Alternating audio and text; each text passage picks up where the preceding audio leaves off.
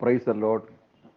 എല്ലാവർക്കും വേഗം വരുന്നവനായ കർത്താവായ യേശു ക്രിസ്തുവിൻ്റെ അതിവിശുദ്ധമായ നാമത്തിൽ എൻ്റെ സ്നേഹവന്ദനത്തെ അറിയിക്കുന്നു. JCNDSDയുടെ യൂട്യൂബ് ചാനലിലും ഫേസ്ബുക്ക് പേജിലും ഈ വാട്സാപ്പ് ഗ്രൂപ്പിൽ അംഗങ്ങളായിരിക്കുന്നവരുമായ എല്ലാവർക്കും വേഗം വരുന്നവനായ കർത്താവായ യേശുവയുടെ നാമത്തിൽ ഞങ്ങളുടെ സ്നേഹവന്ദനത്തെ അറിയിക്കുന്നു. ഈ വെള്ളിയാഴ്ച രാത്രിയിലും പതിവ് വെള്ളിയാഴ്ചകൾ പോലെ ഒരവസരം കൂടി നിത്യജീവമൊഴികൾ പ്രസംഗ പരമ്പരയിൽ കർത്താവിൻ്റെ മാറ്റമില്ലാത്ത വചനവുമായി കടന്നു വരുവാൻ സ്വർഗത്തിലെ വലിയവനായ ദൈവം സഹായിച്ച കൃപകളെ ഓർത്ത് ദൈവത്തെ സ്തുതിക്കുന്നു. ഈ ഗ്രൂപ്പിലൂടെ ദൈവത്തിൻ്റെ വചനം കേട്ട് ഈ അന്ത്യകാലത്ത്, ഈ കാലത്തിൻ്റെ അവസാന കാലത്ത്, പ്രത്യേകാൽ നമ്മുടെ കർത്താവായ യേശു ക്രിസ്തുവിൻ്റെ കാന്തയായ സഭയെ ചേർക്കുവാൻ ഉള്ള മധ്യാകാശ വരവിൻ്റെ നാളുകളിൽ 1-ാം നൂറ്റാണ്ടിൽ അപ്പോസ്തലന്മാർ പ്രസംഗിച്ച അതേ ദൈവവചനം യാതൊരുവിധ കൂട്ടിച്ചേർക്കലുകളോ അതിൽ നിന്നൊന്നും കുറയ്ക്കാതെയോ സത്യസന്ധമായി ദൈവത്തോട് വിശ്വസ്തരായി പ്രസംഗിക്കുവാൻ ദൈവം തെരഞ്ഞെടുത്ത് ദൈവത്താൽ നിയോഗിക്കപ്പെട്ട ഒരു ഗ്രൂപ്പാണ് JCNDSD അഥവാ യേശു ക്രിസ്തുവിൻ്റെ പുതിയ നിയമ രക്ഷയുടെ ഉപദേശം എന്ന ഈ വാട്സാപ്പ് ഗ്രൂപ്പ്. കഴിഞ്ഞ 2-3 വർഷത്തിലേറെയായി ഈ ഗ്രൂപ്പിലൂടെ അനേക ദൈവദാസന്മാർ അപ്പസ്തോലന്മാർ പഠിപ്പിച്ച ഉപദേശത്തെയും ജെറുസലേമിൽ 1-ാം നൂറ്റാണ്ടിൽ പരിശുദ്ധാത്മാവിൻ്റെ ആഗമനത്തോടുകൂടി അപ്പസ്തോലന്മാർ പ്രസംഗിച്ചും സാക്ഷീകരിച്ചും നിവർത്തിച്ചും തുടങ്ങിയ പാപമോചനത്തിനായുള്ള യേശുക്രിസ്തുവിൻ്റെ നാമത്തിലുള്ള സ്നാനത്തെ സംബന്ധിച്ചും ബൈബിൾ മുന്നോട്ട് വയ്ക്കുന്ന ഏകദൈവ വിശ്വാസത്തെക്കുറിച്ചും യഥാർത്ഥ അപ്പസ്തോലിക സഭയുടെ പൈതൃകത്തെയും വിശ്വാസ പ്രമാണത്തെ സംബന്ധിച്ചും ആ തിരുവെഴുത്തുകളുടെ പിൻബലത്തോടുകൂടി ആധികാരികമായ ധാരാളം പ്രസംഗങ്ങൾ, പ്രഭാഷണങ്ങൾ, ചർച്ചകൾ, സംവാദങ്ങൾ ഈ ഗ്രൂപ്പിലൂടെ നടത്തുവാൻ ദൈവം ഞങ്ങൾക്ക് കൃപ ചെയ്തിട്ടുണ്ട്. അതോർത്ത് ഇന്ന് രാത്രിയിലും ഞങ്ങൾ ദൈവത്തെ സ്തുതിക്കുന്നു. ഒപ്പം ഈ ഗ്രൂപ്പിൻ്റെ പ്രധാന അഡ്മിന്മാരായി പ്രവർത്തിക്കുന്ന കർത്താവിൻ്റെ വിലയേറിയ ദാസന്മാർ, ഈ ഗ്രൂപ്പിൽ തുടർമാനമായി ദൈവത്തിൻ്റെ വചനം ശ്രവിക്കുന്ന ദൈവത്തിൻ്റെ മക്കൾ, ദൈവത്തിൻ്റെ വചനത്തെ പഠിക്കുവാൻ വേണ്ടി ഈ ഗ്രൂപ്പിൽ സന്ദർശിക്കുന്ന ദൈവജനം എല്ലാവർക്കും ഒരിക്കൽ കൂടി വേഗം വരുന്നവനായ കർത്താവായ യശുവ ഹമ്മശയുടെ നാമത്തിലുള്ള സ്നേഹവന്ദനത്തെ അറിയിക്കുകയാണ്. ഈ രാത്രിയിലും പതിവ് പോലെ ചിന്തയ്ക്കായി ഒരു വേദഭാഗം വായിക്കേണ്ടതിന് വേണ്ടി അപ്പോസ്തലന്മാരുടെ പ്രവർത്തികളുടെ പുസ്തകം അതിൻ്റെ 18-ാമത്തെ അധ്യായം 8-ാമത്തെ വാക്യം തുടങ്ങി ചില വാക്യങ്ങൾ വായിക്കാൻ താല്പര്യപ്പെടുകയാണ്. Praise the Lord.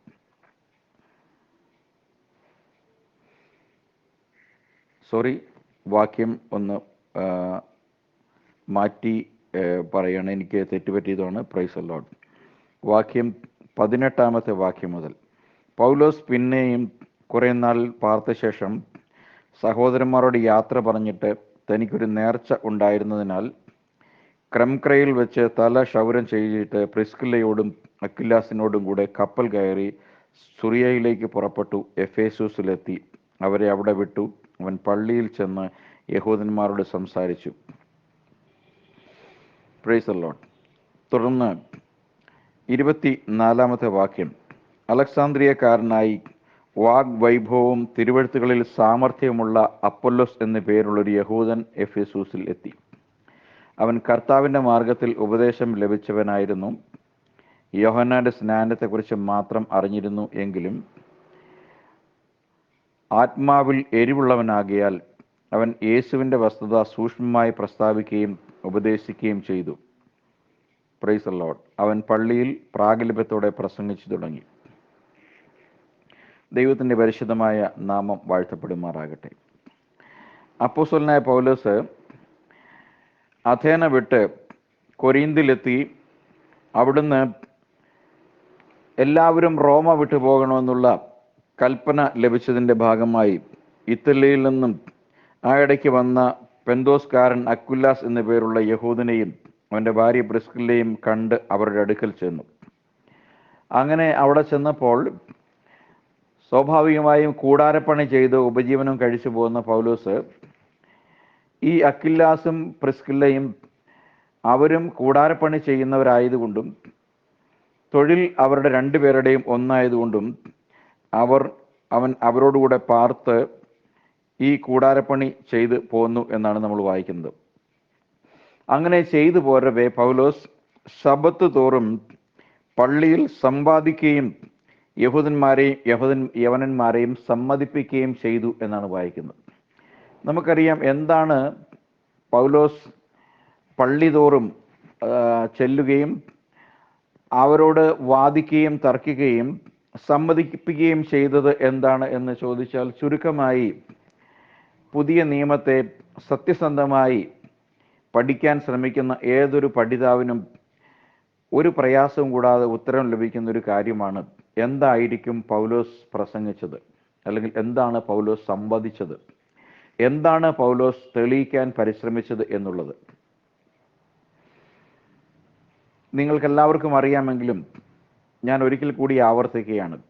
പൗലോസ് പറയാൻ ശ്രമിച്ചത് അല്ലെങ്കിൽ പറഞ്ഞ് പഠിപ്പിച്ചത്, തർക്കിക്കുകയും വാദിക്കുകയും ചെയ്തത് അവൻ്റെ പിതാക്കന്മാരുടെ ദൈവമായി അബ്രഹാം, ഇസ്ഹാക്ക്, യാക്കോബ്, മോശ തുടങ്ങി ഉള്ള പിതാക്കന്മാരെല്ലാവരും സേവിച്ചു വന്നിരുന്ന ഈ യഹോവ തന്നെയാണ് ക്രൂശി തറച്ച് കൊല്ല ചെയ്യപ്പെട്ട് മരിച്ചിട്ട് ഉയർത്തെഴുന്നേറ്റ് മൂന്നാം നാൾ സ്വർഗാരോഹണം ചെയ്ത കർത്താവായ യേശു ക്രിസ്തു പഴയ നിയമത്തിൽ പിതാക്കന്മാർ സേവിച്ചു വന്നിരുന്ന യഹോവ തന്നെയാണ് എന്നാണ് തിരുവെഴുത്തുകളെ ആധാരമാക്കിക്കൊണ്ട് തർക്കിക്കുകയും സംവദിക്കുകയും സമ്മതിപ്പിക്കുകയും ചെയ്തു പോകുന്നത്.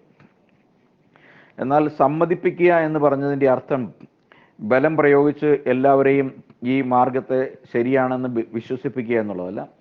ഈ സത്യത്തോട് മറുക്കാതെ വെളിപ്പെട്ട സത്യത്തെ അംഗീകരിക്കാൻ തയ്യാറായവർ സമ്മതിച്ചു എന്ന് മാത്രമേ നമ്മൾ അതിനകത്തുനിന്ന് കണക്കുകൂട്ടേണ്ടതുള്ളൂ.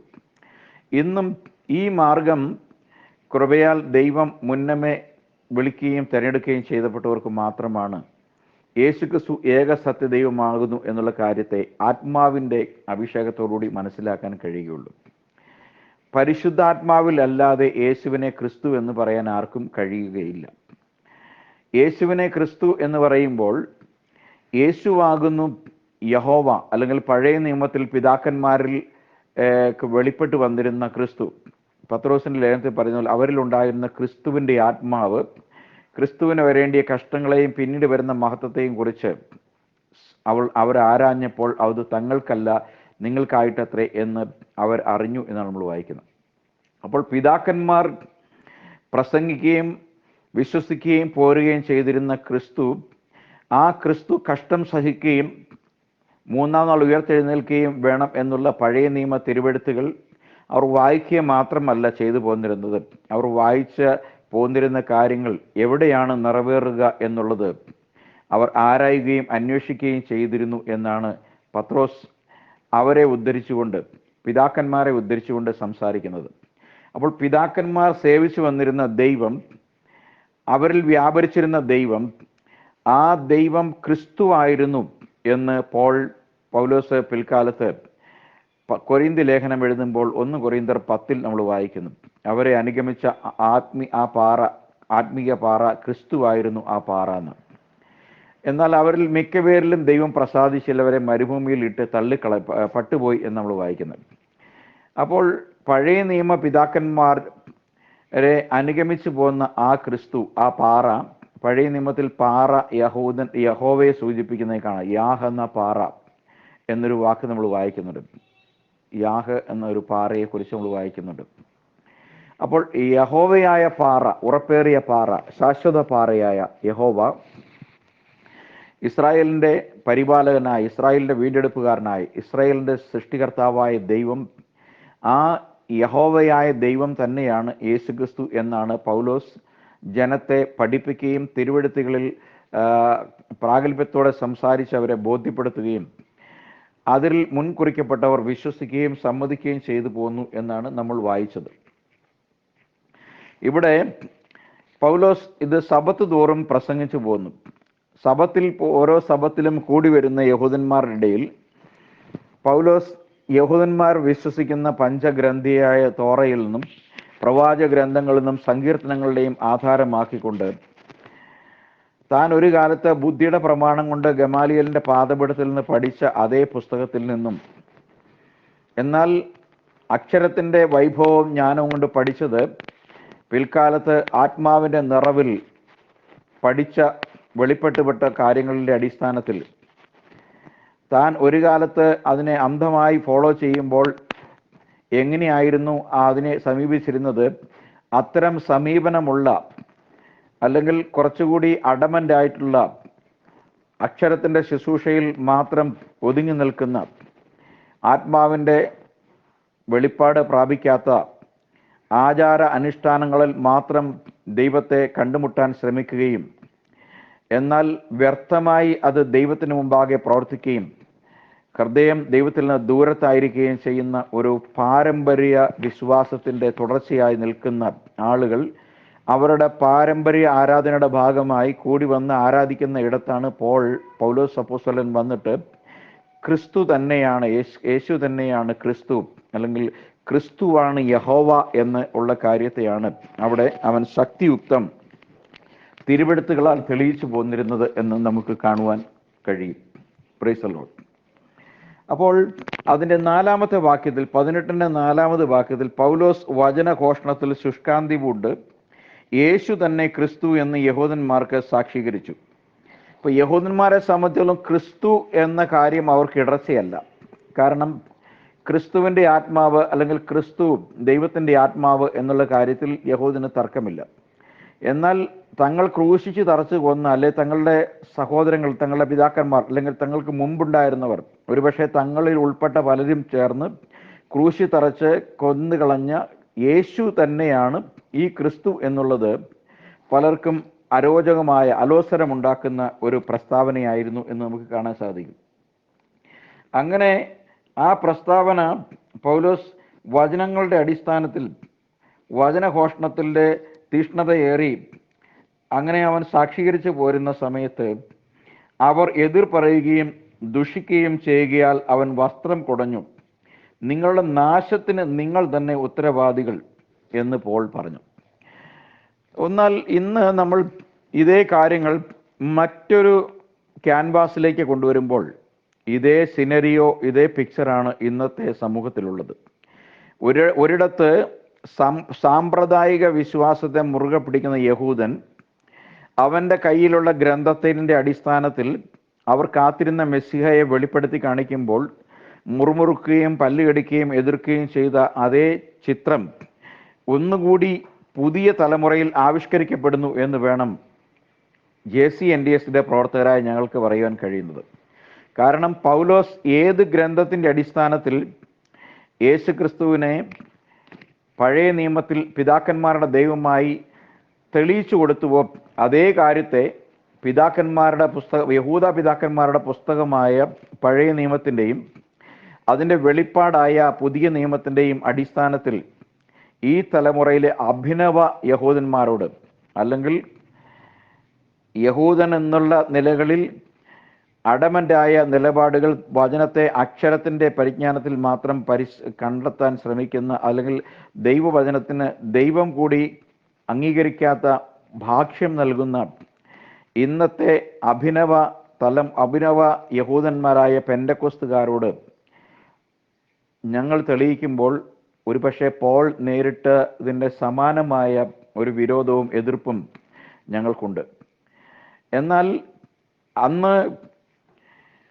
അന്നത്തെ യഹൂദ മതത്തിനും അവിടുത്തെ സമ്പ്രദായത്തിനും അവരെ കല്ലെറിയുവാനും കൊല്ലുവാനുമുള്ള അധികാരം ഉണ്ടായിരുന്നുവെങ്കിൽ, അല്ലെങ്കിൽ അത് ചെയ്യുന്നത് ഗുരുതരമായ ഭവിഷ്യത്തുളവാക്കുന്ന കുറ്റം അല്ലായിരുന്നുവെങ്കിൽ, ഇന്ന് ആ സാഹചര്യത്തിന് മാത്രം മാറ്റം വന്നിരിക്കുന്നു. കാരണം ജനായത്ത നിയമങ്ങൾ ശക്തിപ്പെട്ടതുകൊണ്ട് വാക്കുകൊണ്ടുള്ള എതിർപ്പുകളും പോരാട്ടങ്ങളും വിദ്വേഷവും പകയും വെച്ച് പുലർത്തുവാനല്ലാതെ കൊല്ലുവാനോ കയ്യേറ്റം ചെയ്യാനോ കഴിയുന്നില്ല എന്നൊരു വ്യത്യാസം ഒഴിച്ചാൽ സംഗതി ഏതാണ്ട് രണ്ടും ഒരുപോലെ തന്നെയാണ് എന്ന് നമുക്ക് മനസ്സിലാക്കാൻ കഴിയും. അപ്പോൾ അത്തരം പശ്ചാത്തലങ്ങൾ ഇന്നും ഈ തലമുറയിലും ആവർത്തിക്കപ്പെടുന്നു എന്ന് വേണം കരുതുവാൻ. കാരണം ഇന്നും യേശു ക്രിസ്തു തന്നെയാണ് യഹോവ എന്നുള്ളത് യഹൂദൻ ഇടർച്ച ഉണ്ടാക്കുന്നത് പോലെ തന്നെ ജാതീയ ക്രിസ്ത്യാനികൾക്കും വലിയ ഇടർച്ചയ്ക്ക് കാരണമാണ്. ജാതീയ ക്രിസ്ത്യാനി എന്ന് പറയുമ്പോൾ ക്രിസ്ത്യാനി എന്ന് വിളിക്കാൻ പോലും അവർ യോഗ്യരല്ല.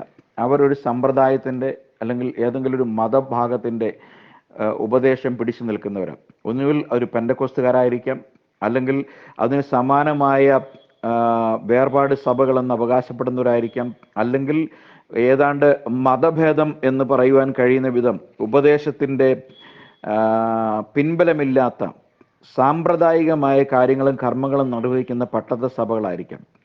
എന്നാൽ യേശുക്രിസ്തുവിനെ എതിർക്കുന്നവരുടെ കൂട്ടത്തിൽ ഇവർക്ക് ആർക്കും തന്നെ വ്യത്യാസമില്ല.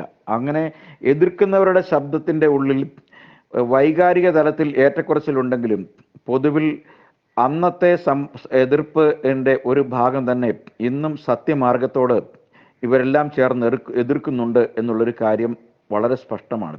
അതിൽ ഏറ്റവും മുന്നണിയിൽ നിൽക്കുന്നത് ദൈവവചനത്തിൻ്റെ ആളുകൾ എന്ന സ്വയം അവകാശപ്പെടുന്ന പെന്തക്കോസ്തുകാർ, ബ്രദറുകാർ, അങ്ങനെയുള്ള സഭകളാണ് എന്നുള്ള ഒരു വ്യത്യാസം ഒഴിച്ചാൽ അവരുടെ പിന്നിലേക്ക് പോയി കത്തോലിക്ക സഭ വരെ നീണ്ടുകിടക്കുന്ന വെളിപ്പാട് പുസ്തകം 17 പറയുന്ന വേശ്യയും അവളുടെ കുഞ്ഞുങ്ങളും എന്നുള്ള കാര്യത്തിൽ ഒരു വ്യത്യാസവും നമുക്ക് കാണാൻ കഴിയില്ല. അപ്പോൾ അത്തരം ഒരു സാഹചര്യത്തിൽ ഈ അക്വിലായും പ്രിസ്കില്ലായും ക്രിസ്തു മാർഗത്തിൽ, വചനമാർഗത്തിൽ വളരെ ശ്രദ്ധാലുവായ, ദൈവത്താൽ വളരെ അധികം പരിജ്ഞാനം പ്രാപിച്ച എരിവുള്ള വിശ്വാസികളായിരുന്നു ഈ ഭാര്യയും ഭർത്താവുമായവർ. അപ്പോൾ അവരോടുകൂടെ പൗലോസും വന്നു ചേർന്നപ്പോൾ അത് വലിയൊരു കൂട്ടായ്മയുടെ അനുഭവം അവർക്കുണ്ടായി. എന്നിട്ട് പൗലോസ് പിന്നീട് ദേവാലയങ്ങൾ തോറും ചെല്ലുകയും യേശു തന്നെ ക്രിസ്തു എന്ന് തെളിയിക്കുകയും ചെയ്തു പോന്നു എന്നുള്ളത് വായിക്കുന്നു. അതിൻ്റെ ഭാഗമായി ശക്തിയേറിയ എതിർപ്പ് പൗലോസിന് നേരിട്ടതാണ് നമ്മൾ അല്പം മുമ്പ് വായിച്ചത്. അതുകൊണ്ട് അവൻ പറഞ്ഞു, ഇനിമേൽ ഞാൻ ജാതികളുടെ അടുക്കൽ പോകുമെന്ന് അവരോട് പറഞ്ഞു. അവൻ അവിടം വിട്ട് തീസ്തോസ് യുസ്തോസ് എന്ന ഒരു ദൈവഭക്തന്റെ വീട്ടിൽ ചെന്നു. അവൻ്റെ വീട് പള്ളിയോട് തൊട്ടിരുന്നു. പള്ളി പ്രമാണിയായ ക്രിസ്പോസ് തൻ്റെ സകല കുടുംബത്തോടും കൂടെ കർത്താവിൽ വിശ്വസിച്ചു. കൊരീന്ത്യരിൽ അനേകർ വചനം കേട്ട് വിശ്വസിച്ചു, സ്നാനമേറ്റു. അങ്ങനെ പൗലോസിന്റെ പ്രവർത്തനം ഒരു സ്ഥലത്ത് ഭൂരിഭാഗം വരുന്ന സാമ്പ്രദായിക മതത്തിന് അല്ലെങ്കിൽ മതഭക്തന്മാർക്ക്, പള്ളിഭക്തന്മാർക്ക് വെറുപ്പും വിദ്വേഷവും കയ്പും ഉളവാക്കിയെങ്കിൽ മറുഭാഗത്ത് സമൂഹത്തിലെ സാമാന്യം ഉന്നത നിലകളിൽ പ്രവർത്തിക്കുന്ന ആളുകൾ പോലും ദൈവത്തിൻ്റെ നിയമനത്തിൻ്റെ ഒരു മുൻ നിയമനമുള്ളവരൊക്കെയും വിശ്വസിച്ചു. അങ്ങനെ പള്ളി പ്രമാണിയായ ക്രിസ്പോസും അവൻ്റെ സകല കുടുംബക്കാരും കർത്താവായ യേശുക്രിസ്തുവിൽ വിശ്വസിച്ചു. കർത്താവായ യേശുക്രിസ്തുവിൽ വിശ്വസിക്കുക എന്ന് പറഞ്ഞു കഴിഞ്ഞാൽ പള്ളി പ്രമാണിയാണ് ആളെന്ന് ഓർക്കണം. പള്ളി പ്രമാണി എന്ന് പറയുമ്പോൾ ഇവൻ ജാതീയനല്ല, ഒരു യഹൂദനാണ്. അപ്പോൾ വേദ പുസ്തകങ്ങളിലെ സംബന്ധിച്ച്, വചനഗ്രന്ഥങ്ങളെ സംബന്ധിച്ച് നല്ല പരിജ്ഞാനം ഉണ്ടായിരിക്കണം. രണ്ടാമതായി അവൻ ഒരു യഹൂദനായിരിക്കണം. അപ്പോൾ ഇങ്ങനെയെല്ലാം ആയിരിക്കുന്ന ഒരു പള്ളി പ്രമാണിയും യേശുക്രിസ്തു തന്നെ യഹോവ എന്ന് പൗലോസിന്റെ വാദഗതികൾ അംഗീകരിച്ചുകൊണ്ട്, അല്ലെങ്കിൽ വെളിപ്പെട്ടതിൻ്റെ അടിസ്ഥാനത്തിൽ, ബോധ്യപ്പെട്ടതിൻ്റെ അടിസ്ഥാനത്തിൽ വിശ്വസിക്കുകയും അങ്ങനെ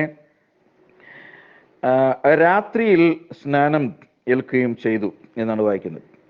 തുടർന്ന് പത്രോസിനോട് കർത്താവ് പറയണം, നീ ഇനി മിണ്ടാതിരിക്കരുത്, ശക്തിയോടുകൂടെ തുറന്ന് പ്രസംഗിക്കുവാനുള്ള ആഹ്വാനം കൊടുക്കുകയാണ്. Praise the Lord. പിന്നെ നമ്മൾ വായിച്ച കുറിവാക്യത്തിലേക്ക് വരുമ്പോൾ, അപ്പോൾ പിന്നീട് പൗലോസ് പിന്നെ കുറേ നാൾ അവിടെ പാർത്തതിന് ശേഷം സഹോദരന്മാരോട് യാത്ര പറഞ്ഞ് തനിക്ക് ഒരു നേർച്ചയുണ്ടായതിനാൽ ക്രെംകയിൽ വെച്ച് തല ക്ഷൗരം ചെയ്യിച്ചിട്ട് പ്രിസ്കില്ലയോടും അക്വിലാസിനോടും കൂടെ കപ്പൽ കയറി സുറിയയിലേക്ക് പുറപ്പെട്ടു.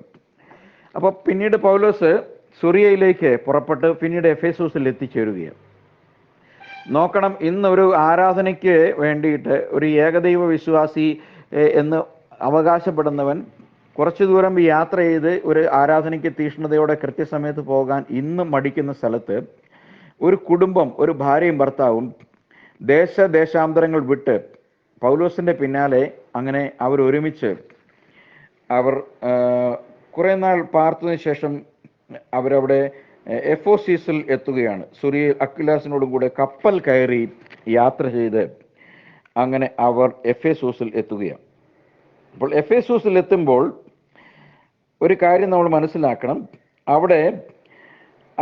അവിടെയും പള്ളിയിൽ ചെന്ന് യഹൂദന്മാരോട് സംഭാഷിക്കുന്നു. എവിടെ പോയാലും തൻ്റെ പ്രസംഗ വിഷയം യേശു ക്രിസ്തുവിനെ തെളിയിക്കുക എന്നുള്ളതാണ്. പൗലോസ് കൊരിന്ത് ലേഖനം എഴുതുമ്പോൾ പറയാണ്, ക്രൂശിതനായ ക്രിസ്തുവിനെ കുറിച്ചല്ലാതെ മറ്റൊന്നും അറിയേണ്ടാത്തവനായി ഞാൻ നിങ്ങളുടെ ഇടയിൽ ഇരുന്നു.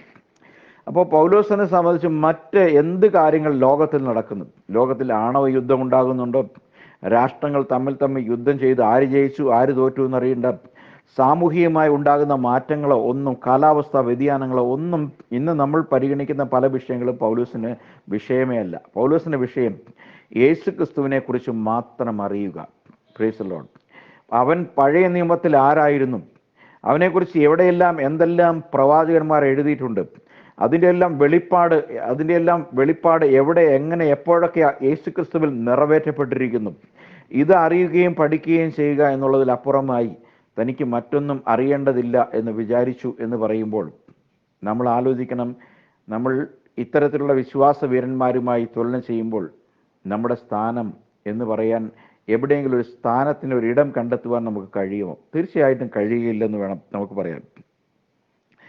അങ്ങനെ യഹൂദന്മാരോട് സംഭാഷിച്ചു. കുറെ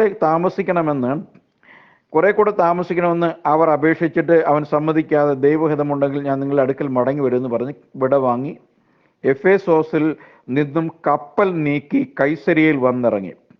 യെരുസലേമിലേക്ക് ചെന്നു സഭയെ വന്ദനം ചെയ്തിട്ട് അന്ത്യോക്യയിലേക്ക് പോയി. അവിടെ കുറേ നാൾ താമസ ശേഷം പുറപ്പെട്ടു. അങ്ങനെ തുടർന്ന് നമ്മൾ വായിക്കുമ്പോൾ അതിൻ്റെ 24 മുതലുള്ള വാക്യത്തിൽ, അലക്സാന്ദ്രിയക്കാരനായി വാഗ്വൈഭവവും തിരുവെഴുത്തുകളിൽ സാമർഥ്യമുള്ള അപ്പൊല്ലോസ് എന്നൊരു പേരുള്ള ഒരു യഹൂദൻ എഫേസോസിലെത്തി. അപ്പോൾ ഇവിടെ എഫേസോസിൽ നിന്നും പൗലോസ് സഞ്ചരിച്ച് ജെറുസലേമിൽ എത്തി സഭയെ വന്ദനം ചെയ്യുമ്പോൾ തന്നോടുകൂടെ എഫേസോസിലെത്തിയ ഈ അക്വിലായും പ്രിസ്കില്ലായും അവിടെ ഉള്ളപ്പോൾ അലക്സാന്ദ്രിയക്കാരനായ ഒരു വ്യക്തി, ആ വ്യക്തിയെ സംബന്ധിച്ച് ബൈബിൾ പറയുന്നത് വാഗ്വൈഭവമുള്ള ഒരു വ്യക്തിയാണ്. രണ്ടാമതായി തിരുവെഴുത്തുകളിൽ സാമർഥ്യമുള്ള വ്യക്തിയാണ്. അപ്പോൾ പഴയ നിയമ ഗ്രന്ഥങ്ങളിൽ, പ്രവാചക ഗ്രന്ഥങ്ങളിൽ, തോറയിൽ അല്ലെങ്കിൽ പഞ്ചഗ്രന്ഥിയിൽ ഒക്കെയും വളരെ അടിസ്ഥാനപരമായ പാണ്ഡിത്യമുള്ള വ്യക്തിയാണ്. മാത്രമല്ല നന്നായി സംസാരിക്കാൻ, നല്ല പ്രസംഗിക്കാൻ ശേഷിയുള്ള വ്യക്തിയാണ്. അദ്ദേഹത്തിൻ്റെ പേര് അപ്പൊല്ലോസ് എന്ന പേരായിരുന്നു. അപ്പോലോസ് ഒരു യഹൂദനായിരുന്നു. തിരുവെഴുത്തുകളിൽ പ്രാവീണ്യമുള്ള, നല്ല വാഗ്വൈഭവമുള്ള, നല്ലൊരു വ്യക്തിത്വത്തിൻ്റെ ഉടമയായിരുന്നു. അങ്ങനെ എഫേസോസിൽ എത്തിയപ്പോൾ ഇവിടെ നമ്മൾ വായിക്കണം, കർത്താവിൻ്റെ മാർഗത്തിൽ ഉപദേശം ലഭിച്ചവനായിരുന്നു. അപ്പോൾ എന്ന് വെച്ചാൽ യേശു ക്രിസ്തുവിൻ്റെ മാർഗത്തിൽ ഉപദേശം ലഭിച്ചിട്ടുള്ള വ്യക്തിയായിരുന്നു ആര്? ഈ അപ്പൊല്ലോസ് എന്ന വ്യക്തി. അപ്പൊ യേശു ക്രിസ്തുവിന്റെ മാർഗം ഏതാ? യഹോവ വീണ്ടെടുപ്പിന് വേണ്ടി എടുത്ത മാർഗം, ആ മാർഗമാണ് കർത്താവായ യേശു ക്രിസ്തു. അപ്പൊ യേശു ക്രിസ്തുവിലൂടെയുള്ള രക്ഷയെ സംബന്ധിച്ച് വ്യക്തമായ അറിവ് അപ്പൊല്ലോസിന് ഉണ്ടായിരുന്നു. എങ്കിലും അപ്പൊല്ലോസിന് ആകെ കൂടെ അറിയാവുന്ന ഒരു കാര്യം യോഹന്നാന്റെ സ്നാനം മാത്രമായിരുന്നു. യേശു ക്രിസ്തുവിനെ സംബന്ധിച്ചും യേശു ക്രിസ്തുവിലൂടെയുള്ള രക്ഷയ്ക്ക് വേണ്ടുന്ന കാര്യങ്ങളെ സംബന്ധിച്ചും നല്ല അറിവും പരിജ്ഞാനവും ഉണ്ടായിരുന്നുവെങ്കിലും, അല്ലെങ്കിൽ ആ മാർഗത്തിൽ ഉപദേശം ലഭിച്ചവനായിരുന്നുവെങ്കിലും, സ്നാനം യോഹന്നാന്റെ സ്നാനത്തെ കുറിച്ച് മാത്രമേ അറിയുമായിരുന്നുള്ളൂ. എന്നാൽ ആയിരുന്നുവെങ്കിലും ആത്മാവിൽ എരിവുള്ളവനാകിയാൽ അവൻ യേശുവിൻ്റെ വസ്തുത സൂക്ഷ്മമായി പ്രസ്താവിക്കുകയും ഉപദേശിക്കുകയും ചെയ്തു. ഇങ്ങനെയൊക്കെയാണെങ്കിലും, അതായത് കർത്താവായ യേശുക്രിസ്തുവിന്റെ നാമത്തിലുള്ള സ്നാനത്തെ സംബന്ധിച്ചോ, ജെറുസലേമിൽ നിന്ന് തുടങ്ങി അപ്പോസ്തലന്മാർ പ്രസംഗിച്ചു പോരുന്ന പുതിയ നിയമത്തിന്റെ ഉടമ്പടിയെ സംബന്ധിച്ചോ, കർത്താവിൻ്റെ വരവിന് വേണ്ടി ഒരുങ്ങുന്നതിനെ സംബന്ധിച്ചോ ഉള്ള കാര്യങ്ങളെ സംബന്ധിച്ചോ ഒന്നും കാര്യമായ പരിജ്ഞാനമില്ലെങ്കിലും, തനിക്ക് അറിയാവുന്ന ഉപദേശത്തിൽ സംബന്ധിച്ച് ഒട്ടും സംശയമില്ലാത്ത തീഷ്ണതയും എരിവുമുള്ള നല്ല ജലസായിട്ടുള്ള ഒരു മനുഷ്യനായിരുന്നു ഈ അപ്പലോസ് എന്നിവിടെ ഈ വാക്യത്തിൽ നമുക്ക് മനസ്സിലാക്കാൻ കഴിയും. എന്നാൽ അവൻ ഈ വസ്തുത അറിയുന്ന അവൻ ഈ വസ്തുതയൊക്കെ സൂക്ഷ്മമായി പ്രസ്താവിക്കുകയും ഉപദേശിക്കുകയും ചെയ്തു. പള്ളികളിലും ചെന്ന് പ്രാഗൽഭ്യത്തോടെ പ്രസംഗിക്കാൻ തുടങ്ങി. പക്ഷേ ഇവനറിയാവുന്ന ഒരു കാര്യം, അല്പം മുമ്പ് എഫേസൂസിൽ വന്ന് പ്രസംഗിച്ചു പോയ പൗലോസിൽ നിന്നും വ്യത്യാസമായി യേശു ക്രിസ്തുവിൻ്റെ നാമത്തിലുള്ള സ്നാനത്തെ സംബന്ധിച്ച് അറിവില്ല, മറിച്ച് ബാക്കിയുള്ള കാര്യങ്ങളെ സംബന്ധിച്ചെല്ലാം അറിയാം എന്നാണ് നമ്മൾ മനസ്സിലാക്കുന്നത്. അപ്പോൾ ഇവനെ കണ്ടുമുട്ടിയപ്പോൾ അക്വിലാസും പ്രിസ്കില്ലയും ഈ അപ്പലോസിൻ്റെ പ്രസംഗം കേട്ടപ്പോൾ അവനെ ചേർത്തും കൊണ്ട് ദൈവത്തിൻ്റെ മാർഗം അധികം സ്പഷ്ടമായി അവനെ തെളിയിച്ചു കൊടുത്തു. അപ്പം അക്വിലായും പ്രിസ്കില്ലയും ദൈവത്തിൻ്റെ മാർഗം ഏറ്റവും സ്പഷ്ടമായി, എന്ന് വെച്ചാൽ കേവലം പ്രസംഗത്തിലൂടെ ബുദ്ധിയുടെ പ്രമാണത്തിൻ്റെ അടിസ്ഥാനത്തിൽ വൈകാരിക തലങ്ങളിൽ മനസ്സിലാക്കുന്നതിനും അപ്പുറമായി ദൈവിക കാര്യങ്ങളെ ആത്മനിറവോടുകൂടി മനസ്സിലാക്കി ഗ്രഹിക്കേണ്ടതിന് വേണ്ടി പരിശുദ്ധാത്മാവിൽ എരിവുള്ള, തിരുവെഴുത്തുകളിൽ പ്രാവീണ്യമുള്ള, ദൈവാത്മാവിൽ നടത്തപ്പെട്ടുകൊണ്ടിരിക്കുന്ന ഈ കുടുംബം, ഈ ഭാര്യയും ഭർത്താവും അനേക കിലോമീറ്ററുകൾ ദൂരം, അനേക രാജ്യങ്ങൾ പിന്നിട്ട് ഇപ്പോൾ എഫേസൂസിൽ വന്നിരിക്കുന്നു. ഹല്ലേലൂയ. അപ്പോൾ അവരെ സംബന്ധിച്ചിടത്തോളം അവരുടെ തിരുവെഴുത്തുകളിലുള്ള ദൈവാത്മാവിലുള്ള അവരുടെ നടത്തിപ്പും ആത്മാവിൻ്റെ നിറവും നിമിത്തം അപ്പൊല്ലോസ് എന്നൊരു വ്യക്തിയെ കണ്ടുമുട്ടിയപ്പോൾ, ഇന്ന് ഞങ്ങളൊക്കെ ഒരു യേശുക്രിസ്തുവിന്റെ നാമത്തിൽ വിശ്വസിക്കുന്ന ഒരാളെ കണ്ടുമുട്ടുമ്പോൾ ഞങ്ങൾക്കുള്ളതിനേക്കാൾ ഒരുപക്ഷെ തീഷ്ണതയോടും എരിവോടും കൂടി അവർക്ക് ഈ അപ്പൊല്ലോസിനെ കണ്ടപ്പോൾ സന്തോഷം തോന്നിക്കാണും. അങ്ങനെ സന്തോഷമുണ്ടായിട്ട് അപ്പൊല്ലോസിനെ വിളിച്ച് കർത്താവിൻ്റെ മാർഗം അധികം സ്പഷ്ടമായി തെളിയിച്ചു കൊടുത്തു. അപ്പോൾ ഈ അപ്പൊല്ലോസിനെ സംബന്ധിച്ച് നമ്മൾ അപ്പം വായിച്ചത് വാഗ്വൈഭവമുള്ള വ്യക്തിയാണ്, തിരുവെഴുത്തുകളിൽ സാമർഥ്യമുള്ള വ്യക്തിയാണ്, പിന്നെ അവനൊരു യഹൂദനുമാണ്. എന്നാൽ പോലും ഈ സഹോദരനും ഈ അദ്ദേഹത്തിൻ്റെ ഭാര്യയും തിരുവെഴുത്തുകളെ സംബന്ധിച്ച് തെളിയിച്ചു കൊടുത്തപ്പോൾ, ഇതൊക്കെ പറഞ്ഞു തരാൻ നിങ്ങൾ ആരാണ് എന്ന് നമുക്ക് പലരും, നമ്മളിലുള്ള ഇന്നത്തെ തലമുറയിൽ പലർക്കും തോന്നുന്ന പോലെ തോന്നിയില്ല.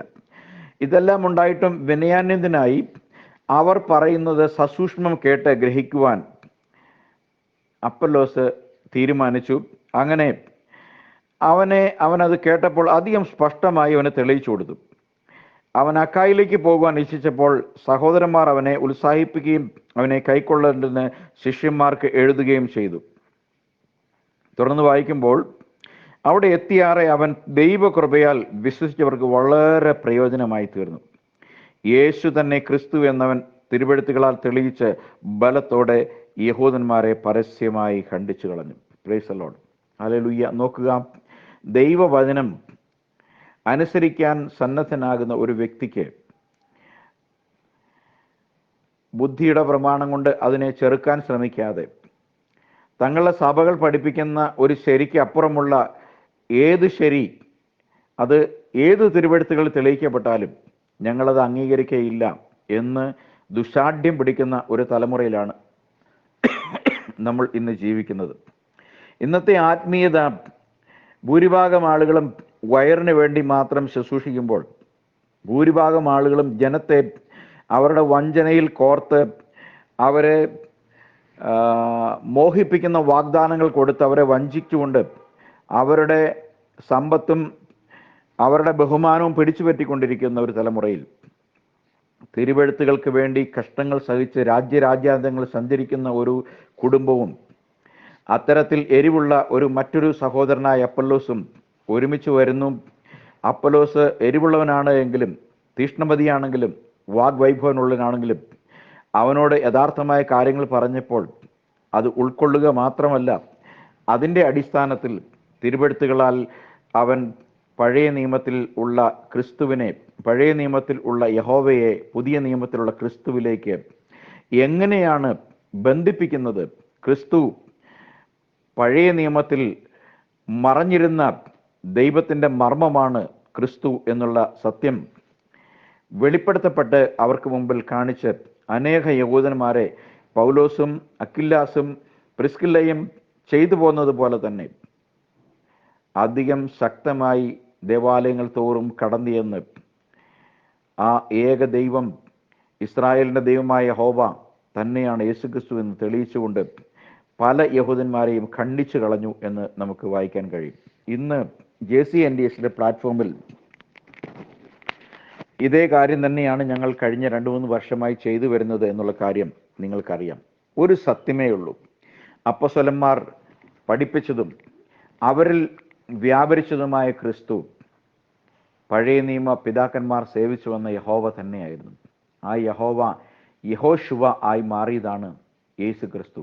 എന്ന് വെച്ചാൽ യഹോവ രക്ഷിക്കുന്നു എന്നുള്ള പദത്തിൻ്റെ നിവൃത്തിയായി ബത്ലഹേമിൽ ജനിച്ചിട്ട് മരിച്ചിട്ട് ഉയർത്തെഴുന്നേറ്റ് ഇന്നും ജീവിക്കുന്ന യശുവ മെഷിഹ രണ്ടാമത്തെ ദൈവമല്ല, അവൻ ഒരേ ഒരു ദൈവത്തിൻ്റെ വെളിപ്പാടാണ് എന്നുള്ള സത്യം ഈ കാലഘട്ടങ്ങളിൽ ഞങ്ങൾ തിരുവെഴുത്തുകളുടെ ആധാരമാക്കി മാത്രം സംസാരിക്കുമ്പോൾ കാൽപ്പനിക കഥകളുടെയോ കെട്ടുകഥകളുടെയോ മറ്റ് മതോപദേശങ്ങളുടെയോ സ്വന്തം മനസാക്ഷിക്ക് മാത്രം നിരക്കുന്ന കാര്യങ്ങളുടെ അടിസ്ഥാനത്തിലോ പ്രസംഗിക്കുന്ന അനേകരെ പോലെയല്ല, തിരുവെഴുത്തുകളെ ആധാരമാക്കിക്കൊണ്ട് പ്രസംഗിച്ചുകൊണ്ട് ഞങ്ങൾ ചെയ്തു പോരുന്ന ഈ കാര്യങ്ങളും അവർ ചെയ്തു പോകുന്നതിൻ്റെ തുടർച്ചയായി മാത്രം വേണം നിങ്ങൾ കാണുവാൻ.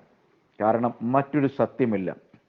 കർത്താവ് തൻ്റെ കാന്തയായ സഭയെ ചേർക്കുവാൻ വരുവാനിരിക്കുമ്പോൾ 1-ാം നൂറ്റാണ്ടിൽ പ്രവൃത്തിയുള്ള പുസ്തകത്തിൽ കാണുന്നതും പിന്നീട് അപ്പോസ്തലനായ പൗലോസിൻ്റെയും പത്രോസിൻ്റെയും യാക്കോബിൻ്റെയും യോഹന്നാൻ്റെയും തുടർന്ന് അവരുടെ ശിഷ്യന്മാരുടേതുമായി പഠിപ്പിക്കപ്പെട്ടു പോകുന്ന നിരവധി സഭകളിൽ പ്രാമാണിച്ചു വന്നിരുന്ന യഥാർത്ഥമായ സുവിശേഷവും രക്ഷയ്ക്കായുള്ള യഥാർത്ഥമായ യേശുക്രിസ്തുവിൻ്റെ നാമത്തിലുള്ള ഒരേ ഒരു സ്നാനവും ഒപ്പം ആ യഥാർത്ഥ സഭ അനുവർത്തിച്ചു പോന്നിരുന്ന വിശ്വാസ പ്രമാണവും ജീവിതചര്യയും ഇനിയും മടങ്ങി വരേണ്ടതുണ്ട്. അത്തരം ഒരു കാലഘട്ടത്തിലേക്ക് നാം എല്ലാം വന്നു ചേർന്നിരിക്കുന്നു എന്നുള്ള സത്യം ഗ്രഹിച്ച് മനസ്സിലാക്കി കർത്താവിൻ്റെ വരവിനായി നിങ്ങളെല്ലാവരും ഒരുങ്ങണം എന്നുള്ള അപേക്ഷയോടുകൂടി ഒരവസരം കൂടി എനിക്ക് ദൈവദിനത്തിൽ നിൽക്കുവാൻ അവസരമൊരുക്കിയ ഏക ദൈവമായ യേശു ക്രിസ്തുവിന് സകല സ്തുതിയും പുകഴ്ചയും അർപ്പിച്ചുകൊണ്ട് എല്ലാവർക്കും ഒരവസരം എനിക്ക് ഈ ഗ്രൂപ്പിൽ പ്രസംഗിക്കാൻ ഒരവസരം കൂടി നൽകിയ ഗ്രൂപ്പ് അഡ്മിന്മാർക്കുള്ള എൻ്റെ നന്ദിയും അറിയിച്ചുകൊണ്ടും ഞാൻ എൻ്റെ വാക്കുകൾ ഉപസംഹരിക്കുന്നു. എന്നെ കേട്ടവരായ നിങ്ങളെല്ലാവരെയും കർത്താവായ യേശുവ ധാരാളമായിട്ട് അനുഗ്രഹിക്കുമാറാകട്ടെ. ആമേൻ.